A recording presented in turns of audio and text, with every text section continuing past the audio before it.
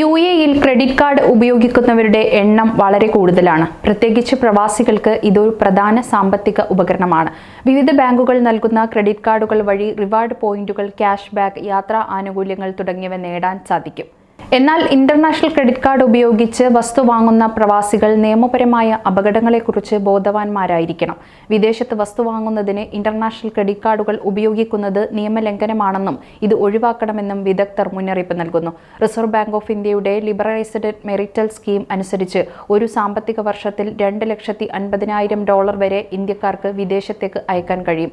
ഇത് പാലിക്കാതെ credit card ഉപയോഗിച്ചാൽ നിയമപരമായ നടപടികൾ നേരിടേണ്ടി വരും. റിയൽ എസ്റ്റേറ്റ് ടാക്സ് വിദഗ്ധരുടെ അഭിപ്രായത്തിൽ ക്രെഡിറ്റ് കാർഡ് ഉപയോഗം പ്രധാനമായും ഷോപ്പിംഗ്, യാത്ര തുടങ്ങിയ ആവശ്യങ്ങൾക്കുള്ള കറന്റ് അക്കൗണ്ട് ഇടപാടുകൾക്ക് മാത്രമുള്ളതാണ്. അതിനാൽ വിദേശത്ത് എവിടെയെങ്കിലും നിക്ഷേപം നടത്താനായി ഇന്ത്യയിലെ അന്താരാഷ്ട്ര ക്രെഡിറ്റ് കാർഡുകൾ ഉപയോഗിക്കാതിരിക്കുന്നതാണ് നല്ലത്.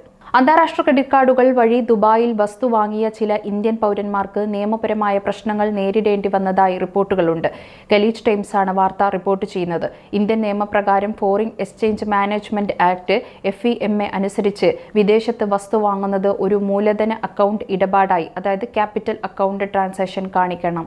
ഇന്ത്യൻ നിയമപരമായ foreign exchange management act (FEMA) അനുസരിച്ച് വിദേശത്ത് വസ്തു വാങ്ങുന്നത് ഒരു മൂലധന അക്കൗണ്ട് ഇടപാടായി, അതായത് ക്യാപിറ്റൽ അക്കൗണ്ട് ട്രാൻസാക്ഷൻ കണക്കാക്കുന്നു. ലിബറലൈസ്ഡ് റെമിറ്റൽ സ്കീം വഴി ഒരു സാമ്പത്തിക വർഷത്തിൽ $2,50,000 വരെ ഇന്ത്യക്കാർക്ക് വിദേശത്തേക്ക് പണം അയക്കാൻ അനുമതിയുണ്ട്.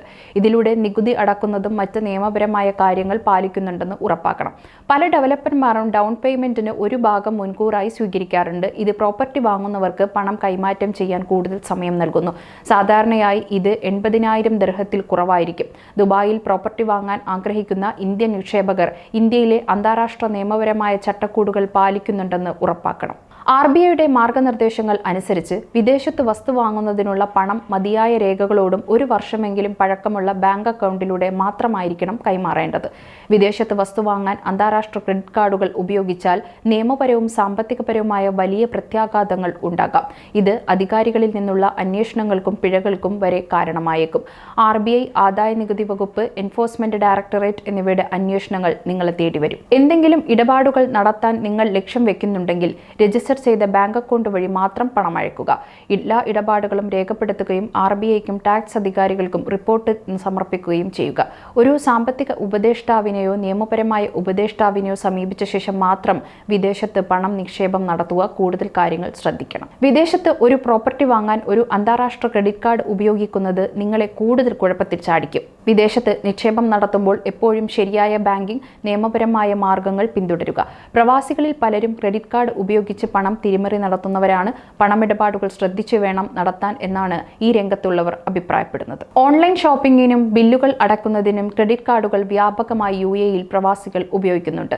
എന്നാൽ ഇത് ഉത്തരവാദിത്തത്തോടുള്ള കൈകാര്യം ചെയ്യേണ്ടത് അത്യാവശ്യമാണ്. ക്രെഡിറ്റ് സ്കോർ മെച്ചപ്പെടുത്താനും സാമ്പത്തിക ഭദ്രത ഉറപ്പാക്കാനും കൃത്യസമയത്ത് ബില്ലുകൾ അടക്കുന്നത് നിർണായകമാണ്. ക്രെഡിറ്റ് കാർഡിന്റെ ഉപയോഗം നിങ്ങളുടെ സാമ്പത്തിക അച്ചടക്കത്തെ ആശ്രയിച്ചിരിക്കും.